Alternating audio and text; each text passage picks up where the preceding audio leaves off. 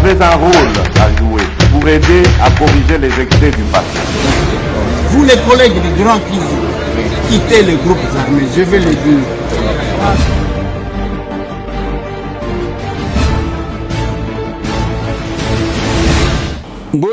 Bote lisusu bandeko nanga, bino bandeko oyangai, masolona de pité, tokomi dimanche, lelo dimanche, tozali le 6 novembre 2022,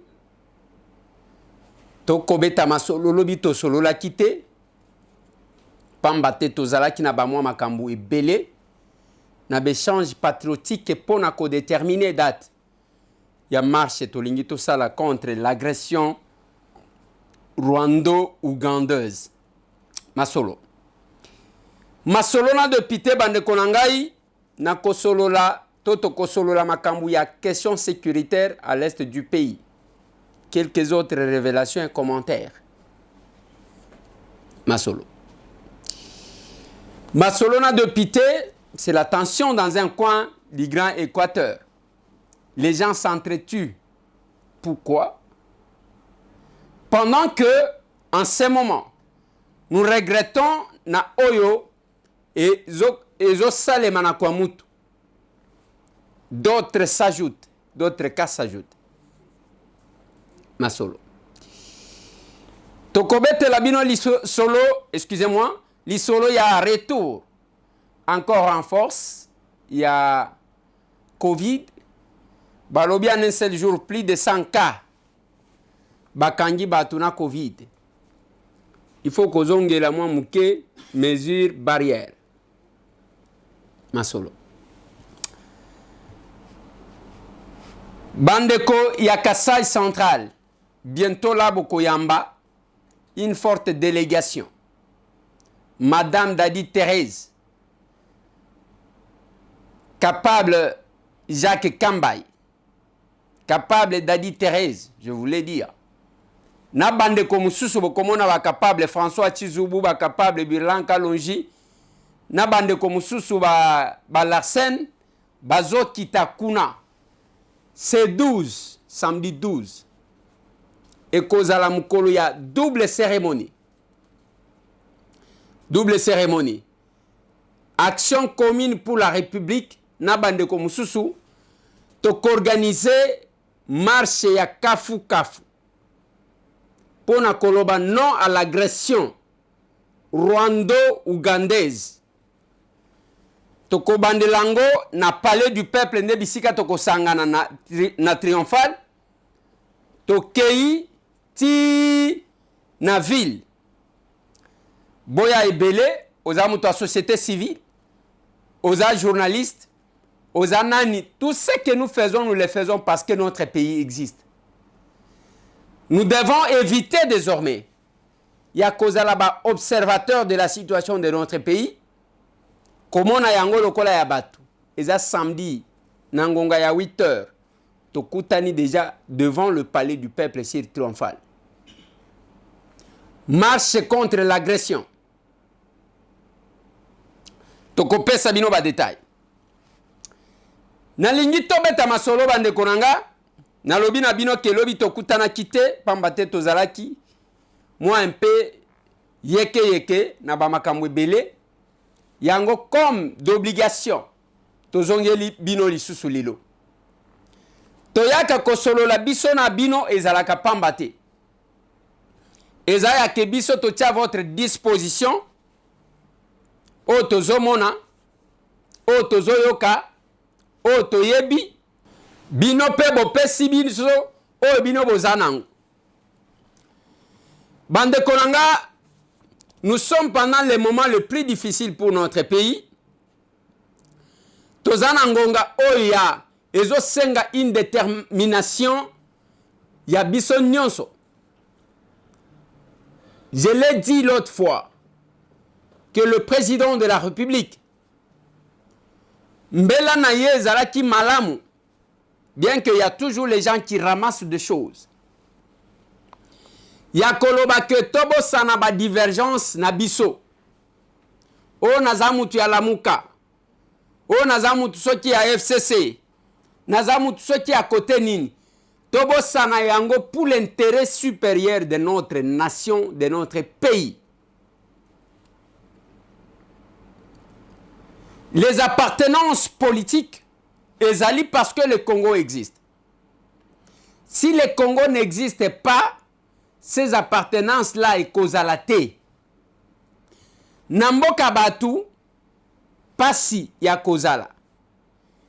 Ba restriction ezalaka ebele pendant que dans votre pays, liberté ezali.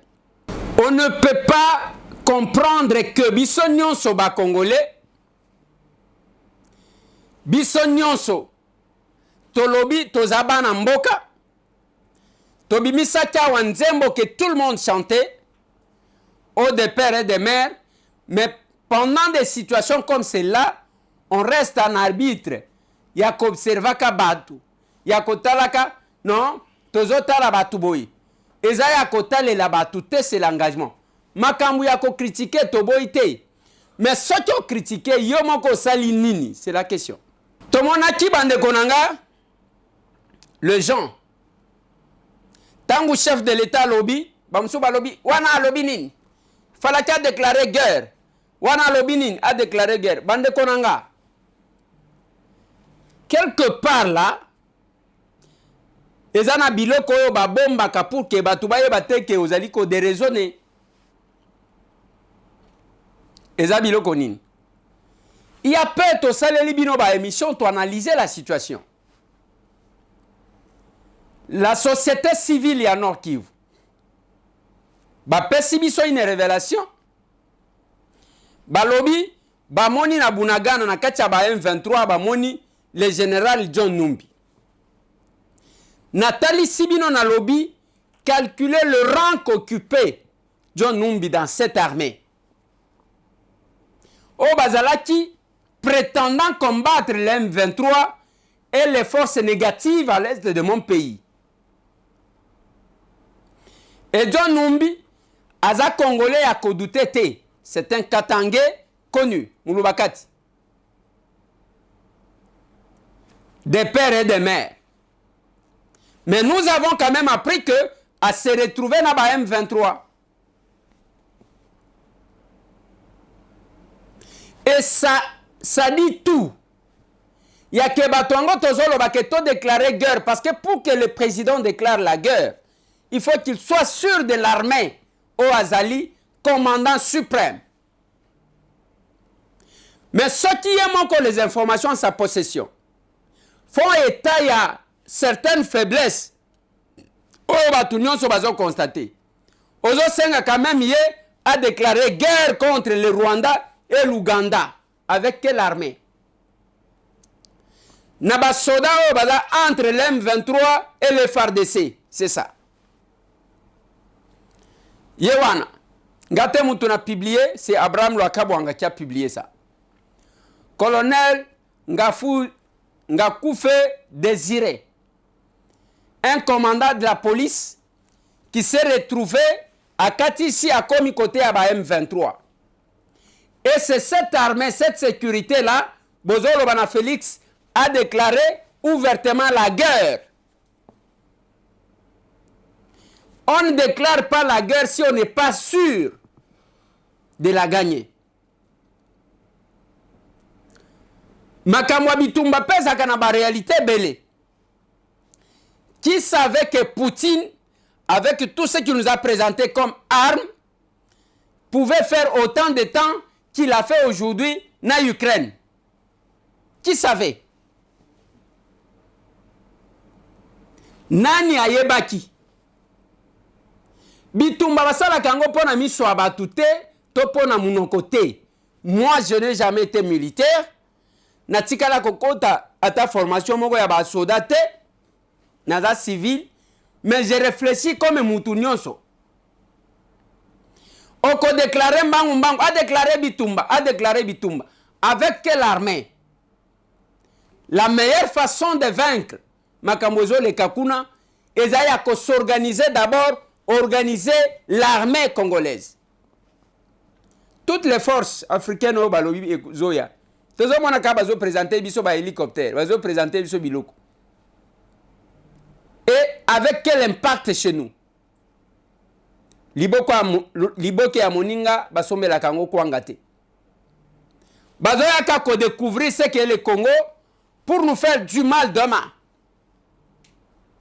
Mais tant on monaka, même ba intellectuel, ba tuna kanisa ke ba yebi koleka biso, azolo ba kamwezanga mutuna makolo.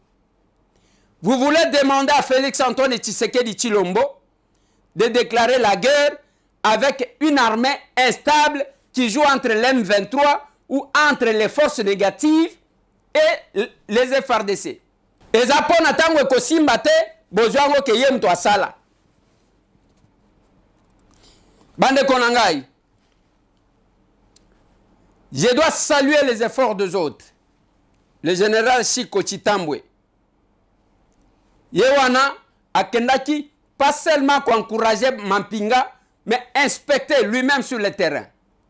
Mettez-moi cet élément.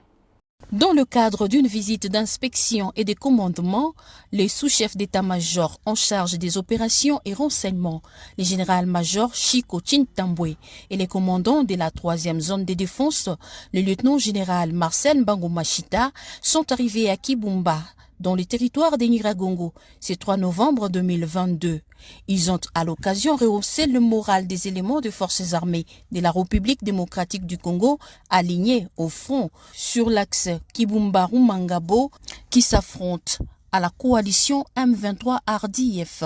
Le lieutenant-colonel Njike Kaiko, porte-parole de l'armée au Nord Kivu, explique. Il s'agit d'une visite d'inspection et de commandement.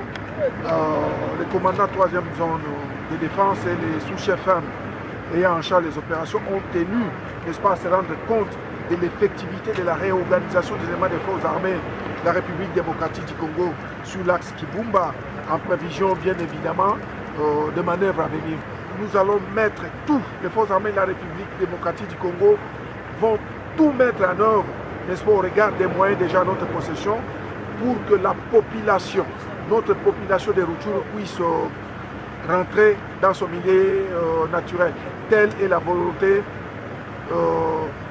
de la hiérarchie des forces armées de la République démocratique. Les autorités militaires, vous le savez, elles sont plus que déterminées à travailler pour le retour très prochain des déplacés internes dans leur milieu naturel. Voilà. Pendant 7 ans, la mobilisation est générale. Ba Congolais, balobi soki kokufa pone ekolo na biso to kokufa. Qu'est-ce qu'on fait? Nous adhérons, nous nous enrôlons massivement dans l'armée.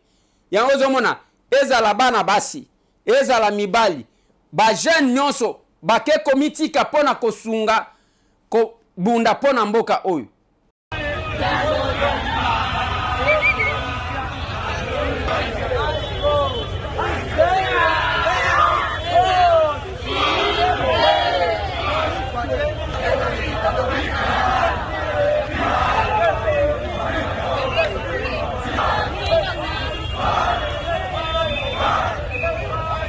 Mais place toko comme après cette formation, ngai na kosenga na mokonzi ya mboka. Asa lelo komze asalaka. Muza se abengaka batu na stade alobi, ba jeune boya komema manduki. Il faut qu'on arrive là. Parce que on ne comprend pas. Lelo Rwanda wana ndenge bozomo na bango, tokozo ata bangombe totondisika bangombe liboso batu na sima to bandi kokende makolo bazobeta masasi ezozwa bangombe ezozwa ti tokoti Rwanda tozimboka liboso to tie drapeau tokosisa. Mais il faut qu'il y ait la détermination. Yabiso ba Congolais. Je l'ai dit, je le répète. Nayeba katenga itambwe une seule fois au Rwanda, Uganda, Longwe Panaye sans se couvrir d'un Congolais.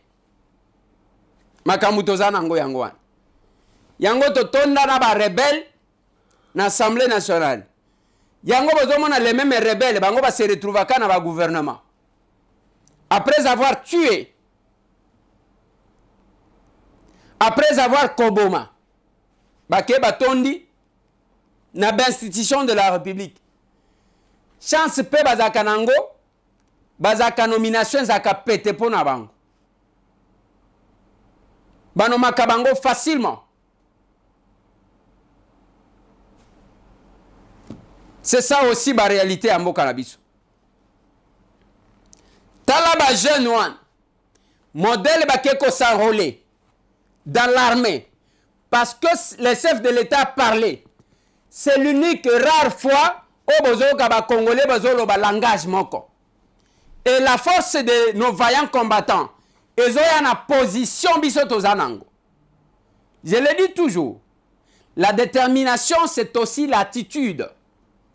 Na Kinshasa, il faut pas sentir que tozana kacha bitumba. Ce n'est pas bisengo na bisengo, ce n'est pas normal. La RTNC, qu'est-ce qu'on diffuse? Le média que nous avons, besoin de diffuser nini. On est toujours distrait et les gens pensent que si quelque chose de grave arrivait, ça va arriver, c'est contre Félix. Non. Félix, c'est l'un de nous. C'est l'un des Congolais. L'autre fois, on a salué mon vieux Martin Fayulu Madidi. Tant que bandi, sans drapeau ni AICD, ni, à quelque tambola, parce qu'il s'agit de la question de la République.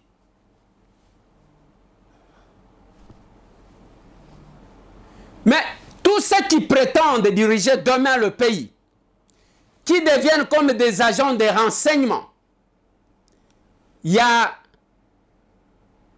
occidentaux contre leur pays. Et des fois, on les loue pour ça. On va les vanter pour ça. Nous voyons l'attitude de chacun par rapport à cette agression. Biso tolobi c'est samedi, Tokotambola. Samedi 12, Nangonga ya 8 heures devant le palais du peuple. Tobandi wana biso wana tozokende. Totika kolobaka trop. Tosalaka mingi koleka koloba. Koloba eleki soki mboka ebonga kana koloba. Mbele biso awa moyen te. Nazana baleki nanga ba uti kokende awa uti koke Dubai. Tango bakomi kuna bazolo bananga wana aéroport na biso eza eloko ya kotumba, il faut commencer à reconstruire. Toza sima ya batu nyonso. Ezala tango tokomi na Addis Abeba, ezala tango tokomi nalobi makambu tolobaka yango wana, nous avons tout mais on n'a pas la volonté de construire. J'essaie de voir l'aéroport rebelle. Même à Istanbul, bamona keza munen. Basale le konine, et le ka basali boy. Le un petit carré ouvert. Bâtiment et yeboy et kati et yeboy. Donc, ça ne demande pas de millions ou de milliards par rapport à mbongo oto kake un individu a volé. Dans ces pays, toyoki ke mutumo kwa kena banka ibi 63 millions de dollars. Namboka o. 63 millions. Akeka kaibi. Azongi pe avandi. Boyoka awa. Batu bavandi ba ibi 240 millions de dollars. Eko tonga eloko moko ya kosakanate. Ti le lobi soto za lokola tumwa aérodrome. Aéroport international de Njili. Ti le lo totambola na makadam. Totambola na se. Ok kuna. Donc, je ne comprends rien. Tozo kende na bamboka oya mike lokola. Kenya ezawana. Ethiopia ezawana. Bazo vivre kaka na owan. Mais ce que tali est le comme côté. Je fais remarquer, lors il y a débat sur le budget, nalobi les vrais besoins de ce peuple-là, ils sont concernés par le dépense engagée. Tozo yemba mbongo ebele tozui, mais le vrai besoin il y a peuple wan. Exacté. C'est mon intervention lors il y a débat sur le budget. Comme d'habitude, j'aimerais m'exprimer en lingala, honorable président, si vous le permettez. Honorable président, honorable membre du bureau, honorable député, chers collègues. Tozakana problème makasi parce que tango tozolo belambongo oyo atinda biso azoye bateni tozolo. C'est comme ça que je me suis résolu. Na français na kat. Ya koloba que toloba na lingala. Ah. Honorable président, tikanga na félicité. Excellence, monsieur le Premier ministre. Na komisa. Lokola. Na félicité te na komisa. Président, lingala kisasa basangisa kango na français. Eza lokola kitete là. Et comment que lengi soki batie moi français. Loba na kitete la base. OK. Honorable président, je pense que wano zo 4 minutes nanga bazo zoate. Honorable président, nazo pese merci pour nanini. Monsieur le Premier ministre a bandi discours na 15h23, assisi na 16h53, soit 1h30. Discours moko ya kitoko. Ya malamu, c'est pourquoi nazo félicité ye. Apesi pe biso ba chiffre, o batu nyonso babeti maboko ke tokei musika. Nazali ko félicité ye pona ba effort oyo basali parce que tant on a meki kotanga budget et ye ko salema que appliquer principe ya que liboke ya moninga basombela kango kwanga te. Na kati ya budget oyo ba présenter biso okomona ke misolo ebele bazali ko compter sur biso moko. Voilà pourquoi nazo félicité ye honorable président. Mais eloko nazo talisa awa ya makasi eza que monsieur le Premier ministre ayeba makambu po ya azalaki te mukolo tosalaki débat sur la reddition des comptes. Mbongo ezomona na ebele. Mais peuple azolela lela. Azolela pona nini? Parce que souvent mbongo oyo ezali kozwama ezali kokende bisika peuple azali penzate. Nathalie Saki awa honorable président kendenge bavandi wana si ministère kaka nde melaki mbongo ebele. Totangi défense. Totangi justice. Totangi EPST. Totangi affaires étrangères. Totangi budget. Et puis na intérieur. Si soana kakande mtu emela kimbongo.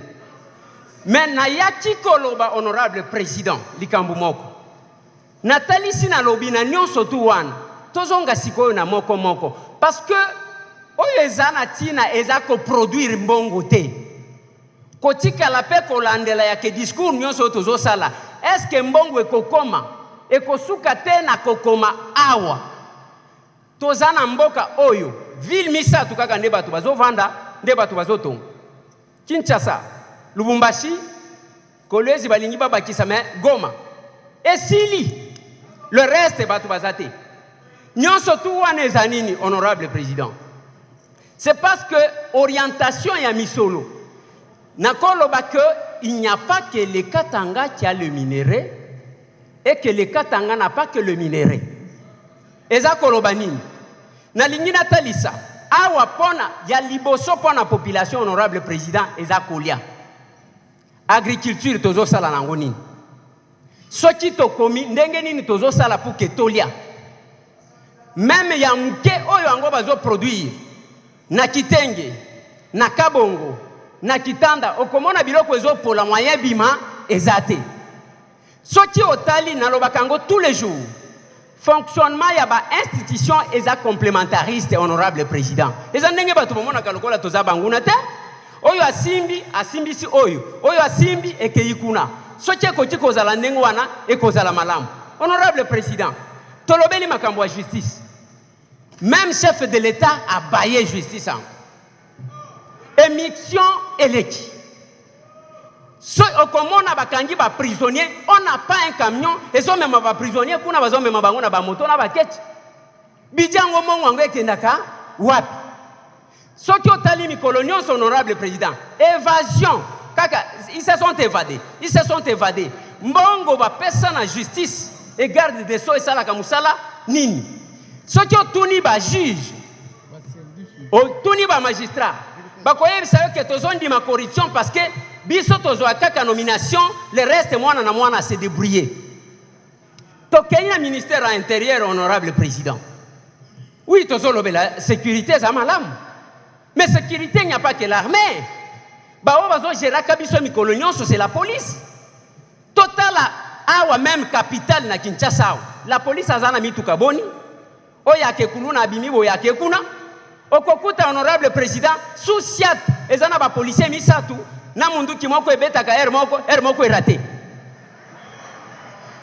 Honorable président.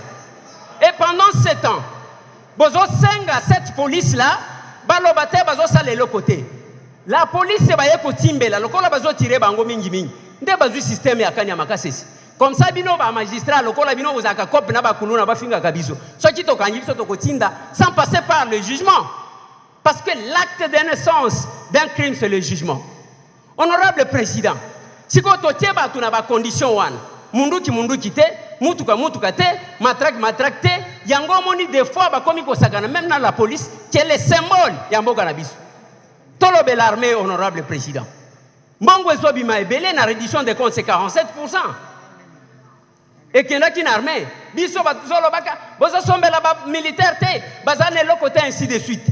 Problème nazo senga na premier ministre. Ce qui mongo ebimi, landela yango. Ce n'est pas mongo ezobi mebela na kisasa, ezotika na mabenga ya quelques individus bazana bitumba te.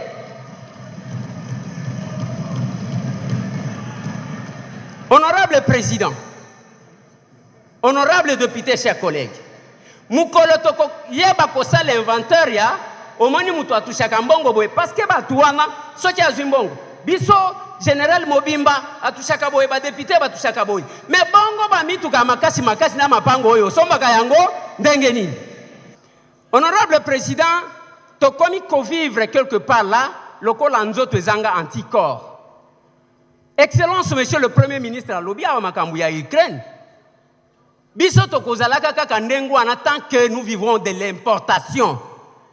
Nyonso ya biso utaka libanda. Kolia il faut uta libanda. Nyonso uta libanda baliaka minerete. Ministère ya pêche élevage. Bazo sala nini? Mai tozana ngo awa tolongola kutu ministre awa makambo ampiodi. Et quelle est la politique pour na tolo babambisi na biso, honorable président? Et tozana ba condition oyo wana. Na mboka oyo na yebi ba mboka eviva kaka na tourisme yango moko. Mutu aye bazo baluka ka bazo tangu tokenda ka Los Angeles a tokenda ko zwani. Ozo baluka ka ko zotala banda kwa bastara. Bango bazo ko tambongo. Mais awe pa na biso où est-ce qu'on met ces ministères là parce que tozana ba bisike belé Lumumba balobi Mobutu ainsi de suite. On ne fait rien. Par contre, bazo spolier bate kaka. Honorable président, honorable membre du bureau, honorable député, chers collègues, nazo senga boy, ba besoin population ezai belete. Je vais vous énumérer juste pour que nasuki ça. Ba besoin population zolukanini. Alia, pona alia il faut to kwatabilanga. Il faut to lona, il faut to kanga bambisi, il faut to sala nyonso. Population zana pour sa santé. Ba médecin et belé to zana bango dans le monde, baza ba médecin congolais to zana bango na Afrique du Sud bisika bokena kozwa ba soin wana. Pourquoi Kocha n'est pas Kocha ba condition ya malam pour que bayaka awa? On ne fait rien parce que toyebi que député abeli ba ko évacuer yé. Ministre abeli ba ko évacuer yé. Eza malam te ya mibale honorable président. Eza ndenge ya kotambola kakati. Bo fongolela biso banzela lelo tozana nini? Avion te. Nzela te. Train te. Et là comment côté. Et on va prendre les transports, batinya ngona bamboka banzeleza et c'est combien de temps Mbujimai. Voilà honorable président. Moi je pense que ce qui est au Suka Kabiloko, au sécurité, topesi peuple, topesi biloko akolia, topesi banzela nenga ko se déplacer. Akokipe ata bisote honorable président. Chité s'il vous plaît. Nazo sukisa honorable président. Nazo senga pour ce qui concerne Caisse nationale et à péréquation, honorable président. Il faut total pour équilibrer les ETD. Sinon, Makambo ya batuba longwaka province, moko ba kenaka ba province mususu ekozala te. Yango même na 145 territoires. Il faut la kibotala wapi tozo banda okozwa province oyo ya sika nano etongama ata eloko moko te opesi même montana oyo ya kala osali eloko te honorable président nazo sukisa honorable président mpona koloba monsieur le premier ministre soki akosunga biso ya lelo esuka na discours ya sukalité que le peuple puisse palper ça. J'ai dit honorable président. Et c'est ça, la réalité yango wana, tokoma tisa budget et comme ata 100 milliards. Si l'orientation n'est pas bonne, bande konanga le peuple ne fera que pleurer. Lelo na Kinshasa, lobi mokonzi mboka na conseil de ministre ya vendredi. A lobi inondation tozomona, ba érosion oyo salema. Azali ko encourager Gentini Ngobila pona babuka kabisika ya mabe batonga. Les chefs de l'État na conseil de ministre. Azo encourager gouverneur Gentini Ngobila Mbaka na Jekoko Mulumba pour que babuka, il faut qu'on soit ba décision courageuse. Pona kobuka parce que bisomo ko toza ba responsable ya ba inondation, bitonga tonga et puis il n'y a pas d'entretien, le local niveau. J'ai entendu le capable premier vice-président Ogi Kalonji. O Azalaki na terre jaune. Il y a un cher capable premier vice-président. A sali plein pour na kosolo na bandeko. Atali si bangoke, batongeli bino bozo senga. Nzele continuer. Mais kanivo ngo ya liboso bozana ngo botondi sango milandi. Et l'objet est que tondi bobandi ko belela. Maman Denise talela biso likamboyo. Fati talela biso likamboyo. C'est vraiment un problème. Mais naza quand même un avis à faire ou un petit commentaire. Le mal que nous constatons dans cette démarche, c'est quand l'État escroque son peuple. Bande kwebelo ozomona bazo buka buka. Bazana ba document. Et voilà ce que la loi dit. Oyaza censé couper sa droit de jouissance. Yamabele na mutu, c'est l'État. Ce qui l'État lobiment place yangoyo, zoni kanda yangoyo, ezotalisa ke uzana droit ya kovanda isika oyo. Et que le même l'État revient par la suite. Abouki sans qu'il a indemnisé mutu, c'est de l'escroquerie de la part de l'État congolais. Les chefs de l'État encouragés. Oui, mais ils ont malam. Mais le Congo na zoloba. Et ça que tout en faisant tout ce qu'on fait, est-ce que tous autres ont la responsabilité à l'État? J'ai beaucoup crié ici. Si mettez la kasavu bazo tonga kaka. Et puis, tangu bazo le bakobuka.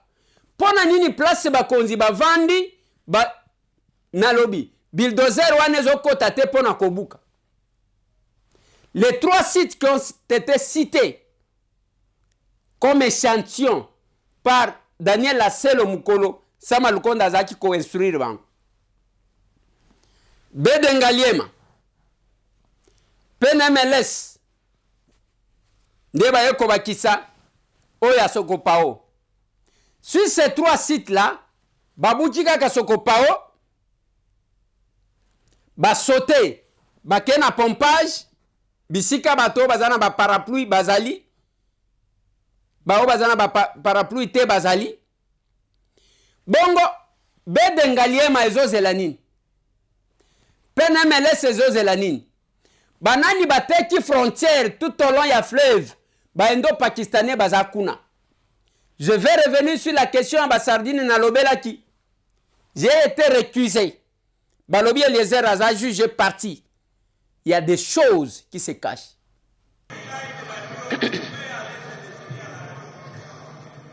Merci beaucoup, honorable président. Honorable président,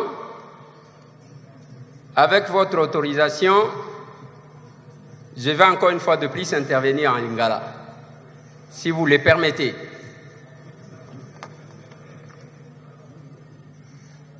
Je peux, honorable président. Oui, oui, allez-y. Honorable président, ce qui n'a télémis pour la motion d'information Oyo, et Zapambate, je tenais à tout prix à Kolobelayan.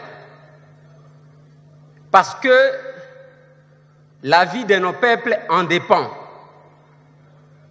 En ce moment où je parle, il y a quelque chose qui se passe na port moko awa babengi Antriac.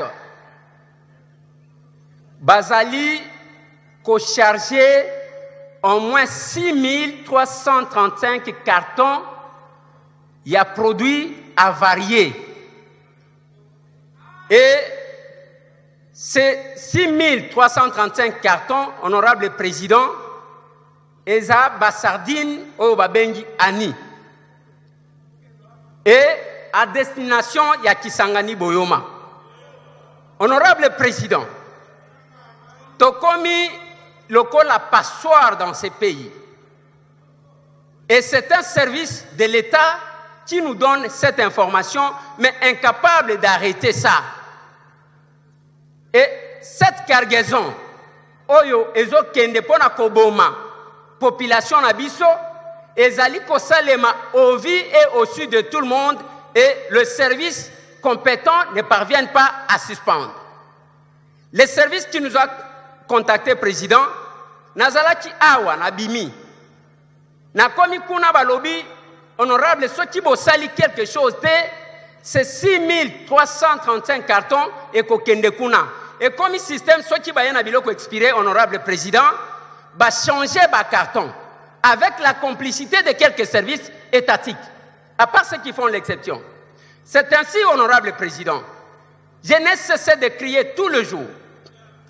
Nandenge tozomona, les lois qui ont tali tout au long de notre fleuve, bazui bespace wana, bapesi bapaya qui font entrer biloko sans que service à l'État va contrôler ta mouké. C'est un danger, honorable président.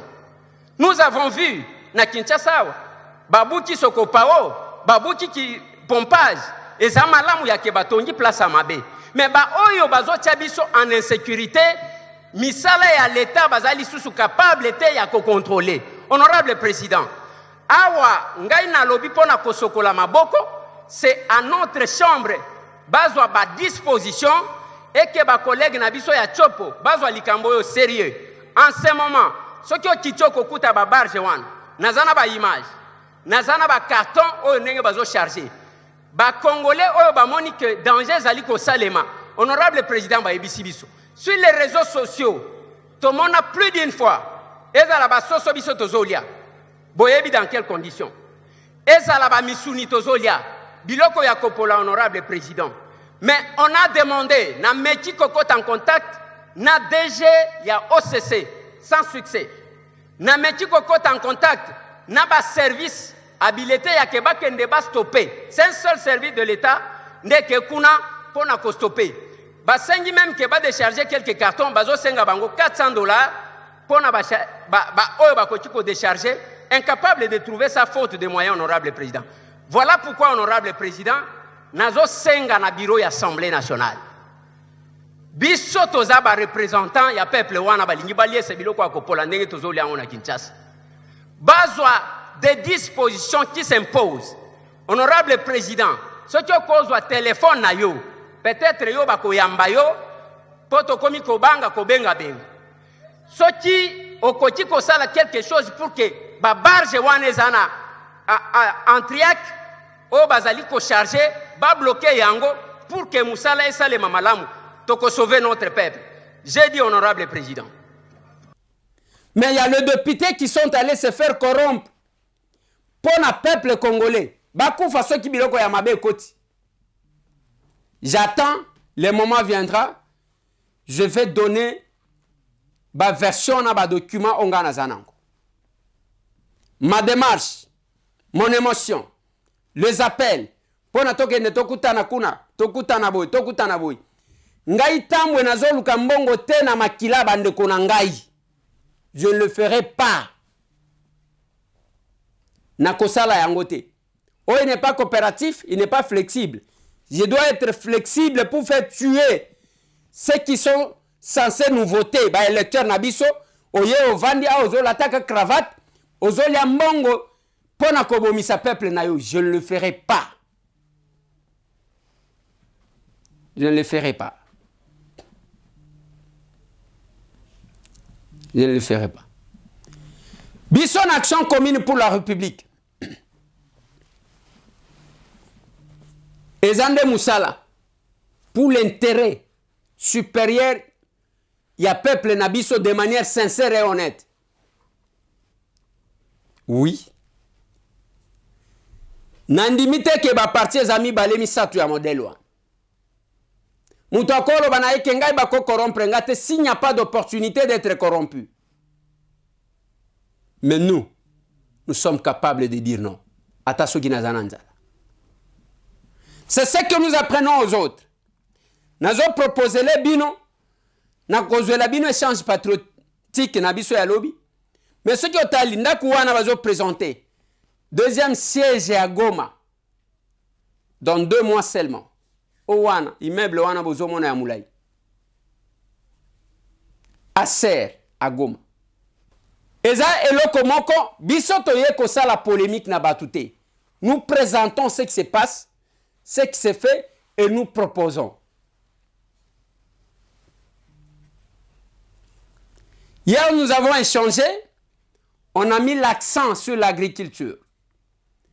Nenge tolobaka, kuna soki oye retard place ezate, c'est encore plein hier sur Cabine 102. L'échange.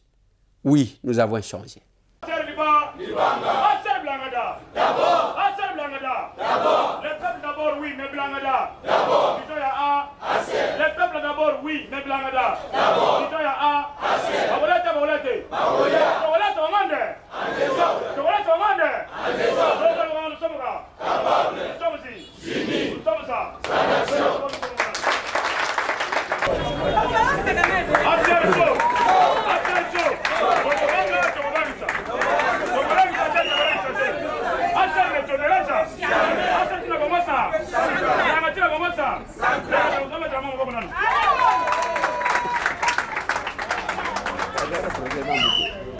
Ngana lingaki ke action ebandaka sikoyo nako bandananga na memaki mwa Kongo nanga to bandango ka sikoyo to zala na ba Kongo na ba macheti awa koza na posa ya ba aser show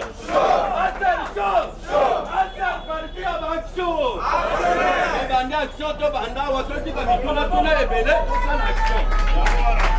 Voilà. Ombongo na ya Congo. Mbala moko. Yo bakisaka yo déjà avant que to leka. Bocha oyo kaka uzana ucha nani? Yo cha nani kaka? Action. 1, 2, 3. Action.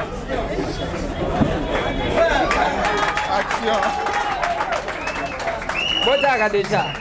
Ici c'est bien, tout le monde. Ah ouais, tout le monde. Oui. Ah ouais, tout le monde. Oui. Ah tout le monde. Oui, Bochaka là, action. Yebisa voisin que yo ina opposé action te bazo c'est là yo. Yebisa ye. Awa action nanu. Yebisa ye. Tika kotala na se loba na voisin telema déjà bazo c'est là yo.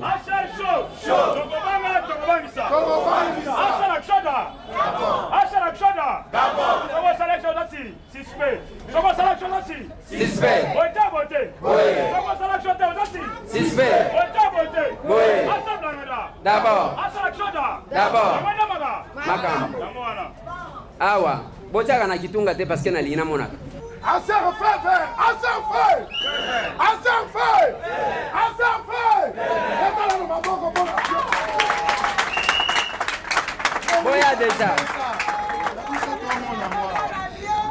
Boya déjà. Ouais. Loba na yo na opposé action te pesa ta moki wana. Loba na ye déjà. Nazomona bato na sima kuna ba obligé te ya. Na oya kotanga ba komo na bino. Bomielaka déjà. Na malembe bomielaka. Na oya kotanga ba komo bato.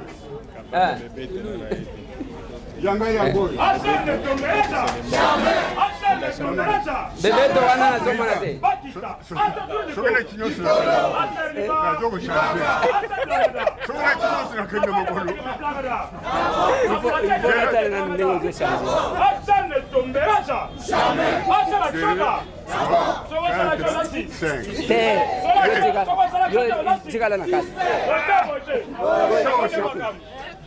Nazotala Oh, Jili Moubenga. Azad. Aser chaud. Boya déjà. Wana zo bata manasima papa kombe. Papa, il faut déjà couper ça. Aser chaud. Yo décidé. Yo décidé. Alvin Azad. Yo décidé. Hein? Non, papa, Bochara déjà là. Hein? Au moins, il y a des gars. Aser chaud. Fouillez déjà poche. Fouillez dans la poche pour nazo la kisayo siko. Ah, ok. Qu'est-ce que vous avez fait? Kanga kamute. On doit y aller qu'on a été au PS5. Ah, voilà. Aser chaud. Au moins, il y a des gars. Vérifiez poche. Wilhelmine. Yo bougez. Hein? Et puis, Jacques Kamba a poudré. Aser chaud. Oui, puis que tu lignes toi.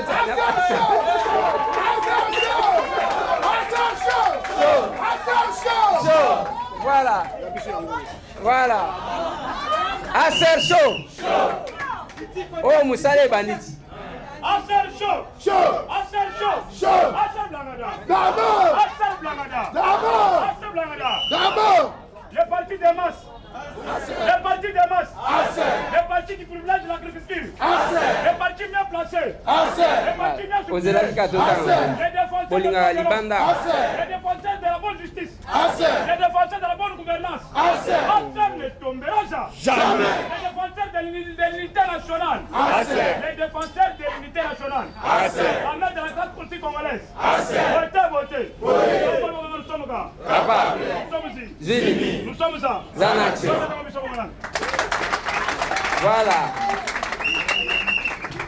Voilà. Jimmy a lobby. Oh, depuis moi j'ai abotaki. Il n'a pas bibron. C'est pas possible. Aser chaud. Lélo, yo bougez.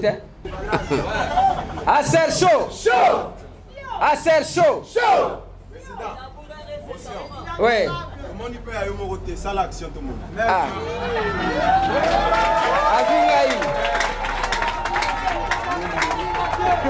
Azingai. Yoga kutalaga.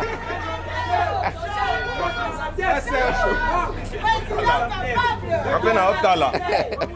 Chawa. Batala ya président batala kati. Awa na optala. Ya président. Na optala. Ya président batala kati. Azaka pable.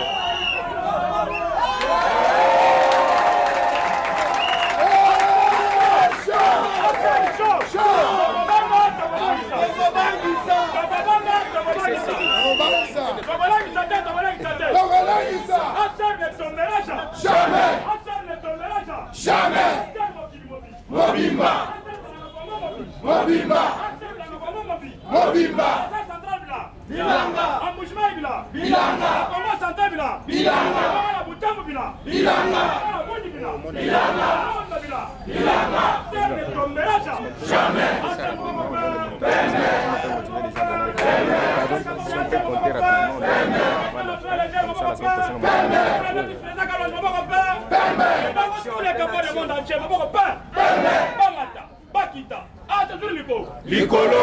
Ne tombera jamais. Nous sommes capable. Nous sommes Zini. Nous sommes Zanaction. Aser chaud. Trésor wa mwana muni ratete. Mwana muni ratete. Toleka aser. Aser chaud. Aser chaud. Tokobanga tokobangisa. Tokobangisa. Aser ne tombera jamais. Aser Licolo. Aser Makilimoto. Aser Aksoda. Aser Aksoda. Aser Blangada. Tokobanga tokobangisa. La marche à soutien fort de chez Tokobanga tokobangisa. Gouvernement, le peuple d'abord, oui, mais Blangada. D'abord. Le gouvernement, le peuple d'abord, mais Blangada. D'abord. Aser. Aser.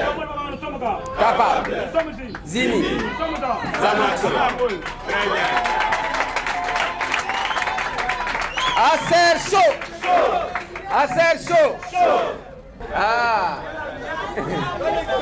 Madame parfaite a pécité.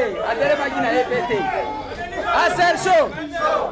Madame parfaite a pu citer. Bongo, bongo, bongo, bongo, bongo.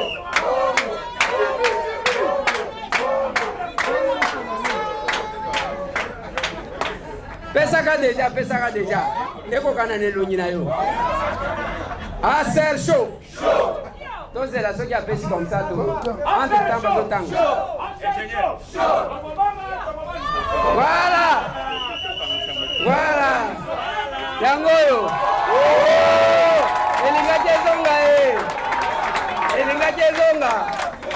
Elinga Chezonga. Oh, on a parlé. Bongo. Voilà. Au moins $20 et bon malade. Maître Joseph. Aser chaud.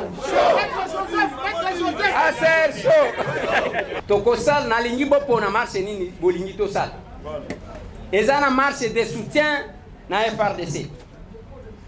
Ezana marche de colère contre les agresseurs. Banani baza pour que tola tabilamba ya pembe mais tozi ba qu'est-ce que j'ai dit bandana c'est ça ya mwindu soit totie yango awa soit tokanja yango awa toyokani OK tozokende toyemba hymne ya parti Action commune pour la République à faisons la politique autrement au Congo à les pouvoirs de l'amour, dans l'amour du pouvoir à oui, nous sommes capables, oui, nous sommes unis, oui, nous sommes en nation à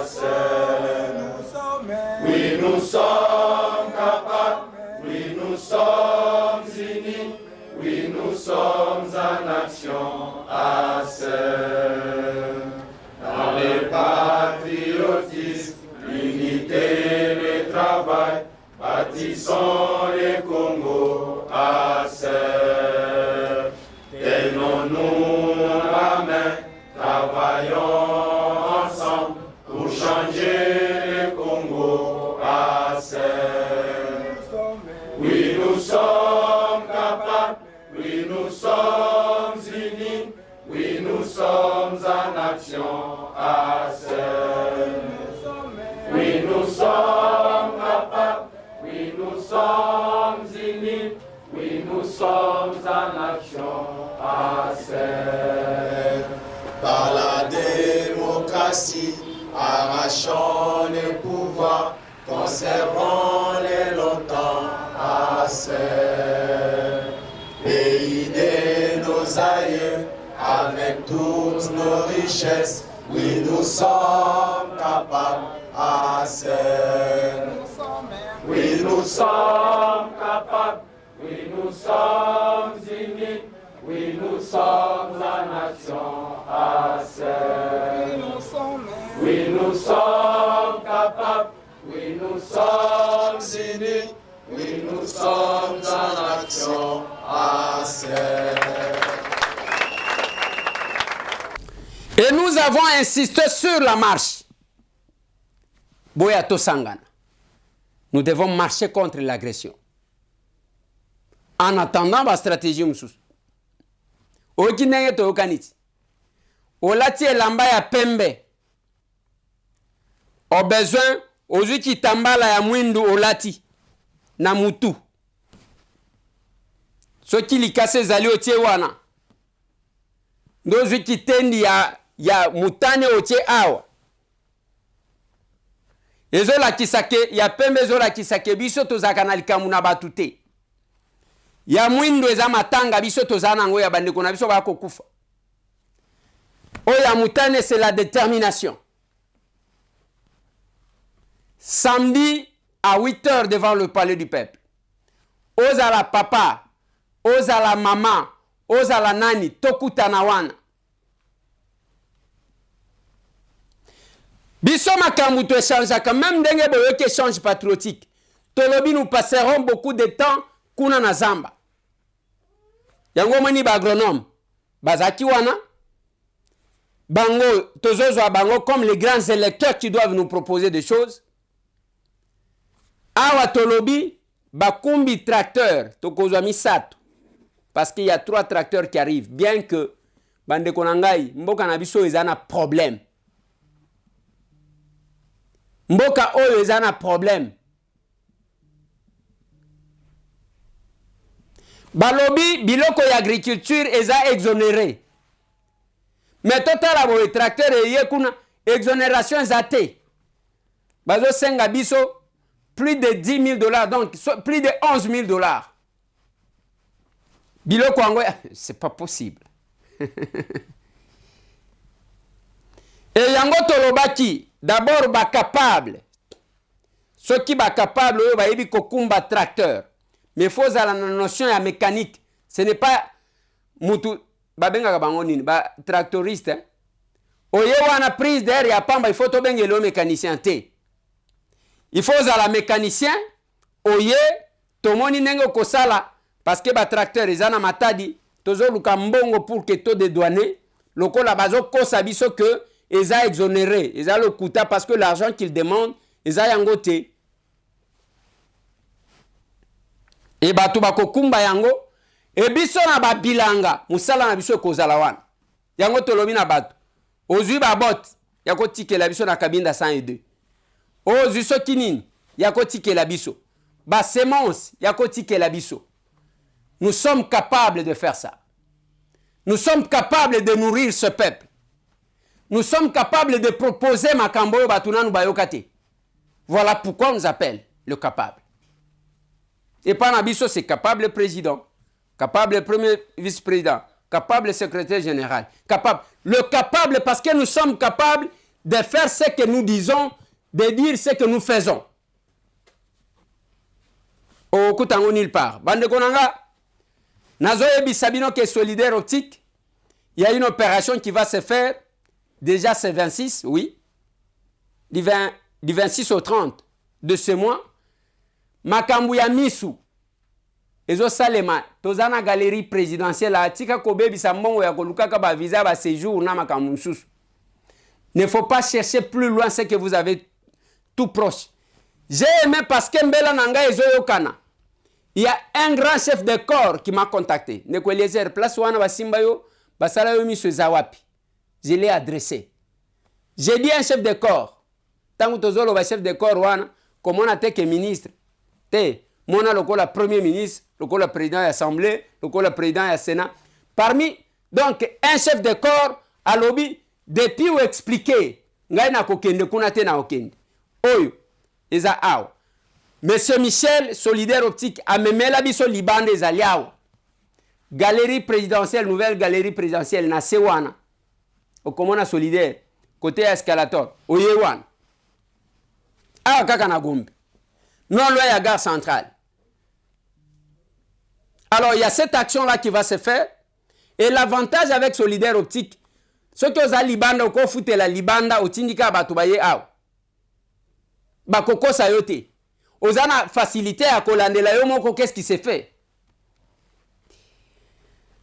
Na sukisi wana pona lelo bande konangai. Tokuta na samedi. Nangonga ya 8h. Pour la première fois, ceux qui n'ont marché, il y a qu'à nos marché pour les colons. Tika kota la kabat. Nous devons dire non à l'agression. Nous devons soutenir nos vaillants combattants qui sont au front. Encourager ceux qui sont sincères. Tokutani.